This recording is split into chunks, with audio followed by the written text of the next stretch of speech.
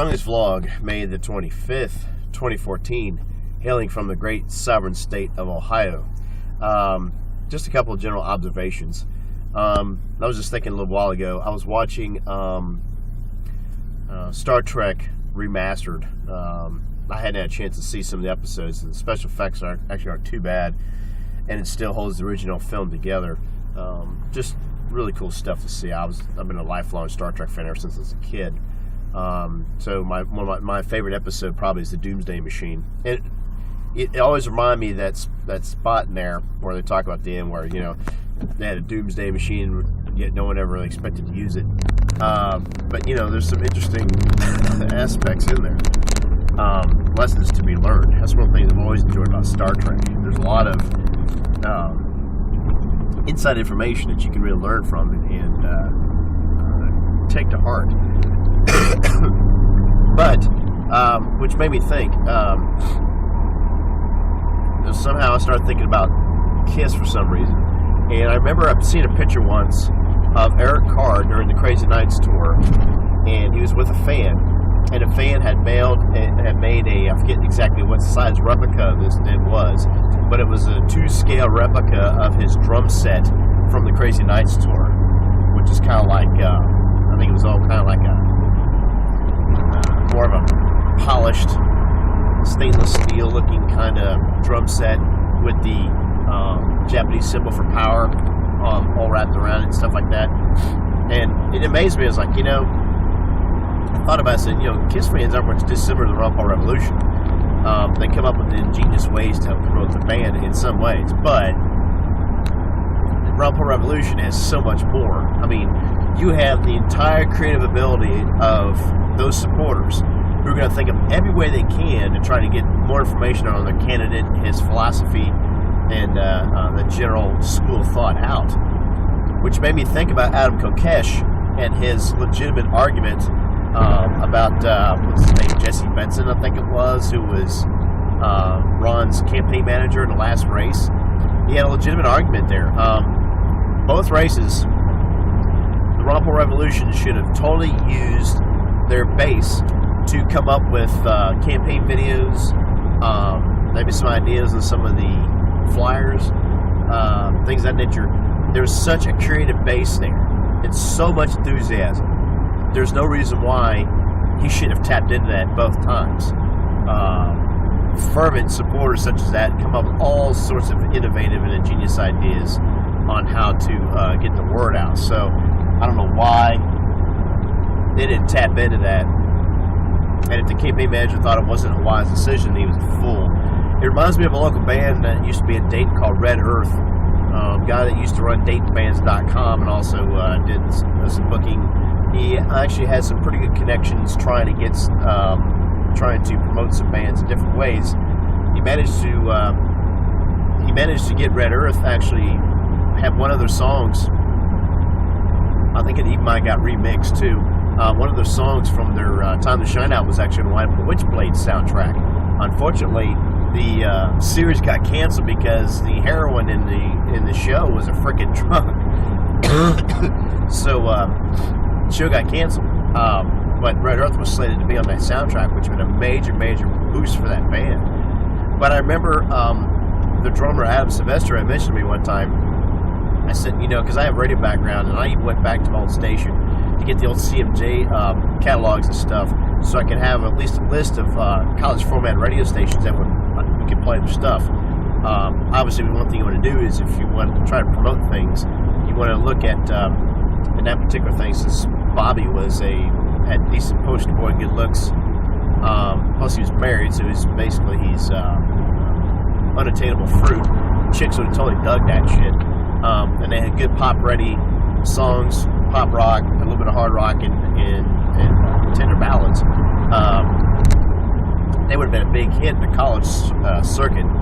So what they could have done was they could have found any clubs that were in the area of these universities and booked a small tour, sent promos of their album, not whole album, at least a couple, an EP of songs that they're pushing, and send it to those stations and say, hey, we're going to be playing Dingleberries on April the 17th. give at least a 2 to 4 week lead on that, and they actually probably would have done fairly well. So bands out there, that's one way to do it, especially if you're more of a pop rock act. That's the way to get the word out. But again, going back to, I remember what Adam was saying. He's like, touring isn't the answer. And I said, any manager that tells you touring isn't the answer needs to be shot, fired immediately. I mean, because how anyone's ever going to hear about you unless you tour? Unfortunately, in this economy right now, it's very tough for bands, especially on some of these marginal up-and-coming circuits or has-been circuits, such as oftentimes where McGuffey sits at, to have a decent draw. I mean, you get a half a decent band like Firehouse, that charge you $20, $25 to get in. Let me tell you what, Firehouse is still badass live. I got to see them about 4 or 5 years ago. Worth every penny. Every freaking penny. Brittany Fox, still a solid band. Hell, even got to see Diamond Head with the new singer, of course, who's actually sings in the same range as the original singer. But he's also got more of an on-stage persona like Bruce Dickinson. But it was cool to actually see Diamond Head in the flesh and actually seeing Brian Tatler on guitar. So that was a really cool thing. But yeah, I mean, something like Rumble Revolution is definitely an excellent base to tap into. Now, let's just say for the sake of the argument that Rand does decide to run. If he's smart, if he manages to capture the Ron Paul base, which he may lose a good third of them, because a lot of us see him betraying the true cause in many ways. He has not stood up for labeling GMOs. Many cornerstones of the liberty movement he's shunned upon or just outright voted against. So he may lose a lot of supporters if he runs for president. That isn't that way to let him in. But he may be doing it a deceptive way to try to garner the favor. I know a lot of people I talked to, the general conservative movement, didn't like Ron, especially since he was completely anti-Israel, for the simple fact that they should be able to defend themselves, things of that nature, and they called them isolationists. They're not interventionists. It's two totally different things. Rand actually appeals to many of those conservatives and Republicans, where Ron didn't.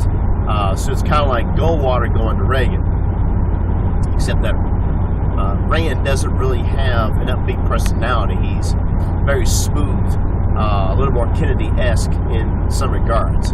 So there may be a possibility there. But I know some of us around Pro Revolution may not support Rand Paul because of the fact that we feel he's kind of betrayed the true. He's not a true man of the cloth. So that's something to consider. So Rand Paul, if you see this video, man, you better start up in your game and getting the Ron Paul supporters behind you, 110%, dude, because otherwise you're gonna lose your ass. We saw how they screwed Ron. He should have been the legitimate nominee at the RNC, and they fucked him bad, really bad. I mean, basically, the GOP became a legitimate mafia, and not that, but Obama signed bills to take public money out of political conventions, which means technically they're a completely closed circle now. So you can have as many donors as you want from corporate goods to support your candidate. So it's become even less and less detached from the people because they have no stake in it whatsoever. So it's definitely a situation. Next week on the show, 29th is going to be very interesting. I've got, it's about Southern nationalism and secession, what it is and what it isn't. So it's going to be a very interesting topic. Why the South was right to secede. Why we can secede again. But if we do secede, just like the colonies to the crown, we must be unanimous. All 50 states must secede if we're going to render Washington, D.C. superfluous. And per suggested Goldwater, cut it out, let it float out to sea by way of Atlantis. So that can be done. And I would love to get a hold of Dr. Edward Vieira. I guarantee you, coming up with that basic premise, that would be a good page for him to run off of and see exactly what he would think about that. So I'm actually been looking up, trying to find how to get a hold of him. I'd love to interview him. I'm a very big fan of his. He's essentially my government teacher. So, man, I'd love to have him as a prof. Okay, so that's Tuesday the 29th. So it's going to be very interesting.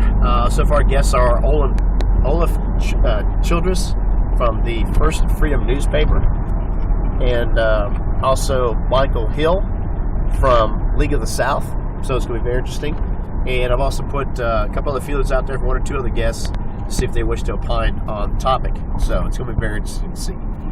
Websites: Council of Conservative Citizens of Ohio at cfccohio.org, SpringboroTeaParty.com, SonnyThomas.com, music website, thehmd.com at thehmd.com. And also visit my Facebook page and like it at facebook.com/Sonny Thomas Show. And follow us on our respective Twitter and YouTubes.